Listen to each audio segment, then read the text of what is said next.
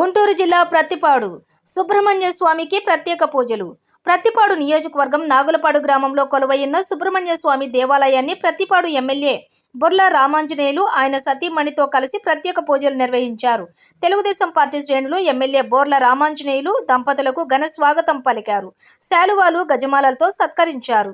Telugu Desam party కూటమి విజయం సాధించినందుకు ప్రతి ఒక్కరికి పేరు పేరున కృషి చేసిన నాయకులు ప్రజలందరికీ ధన్యవాదాలు తెలిపారు. ముఖ్యమంత్రిగా నారా చంద్రబాబు నాయుడు వెన్నంటి ఉండి కూటమిని బలోపేతం చేసి అధికారంలోకి తీసుకురావటం మనందరికీ అదృష్టంగా భావించాలని అన్నారు. ఆంధ్రప్రదేశ్ ముఖ్యమంత్రిగా నారా చంద్రబాబు నాయుడు ఈ నెల 12న ప్రమాణ స్వీకారం చేయబోతున్నట్లు తెలిపారు.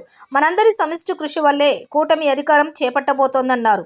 సుబ్రహ్మణ్యం స్వామి దేవాలయంలో అందరికీ మేలు జరిగి సుఖ సంతోషాలతో ఆయురారోగ్యాలతో ఉండాలని ప్రత్యేక పూజలు నిర్వహించారు. దేవాలయ అర్చక స్వామి రామాంజనేయులు దంపతులకు తీర్థ ప్రసాదాలను అందజేసి ఆశీర్వాదాలను ఇచ్చారు.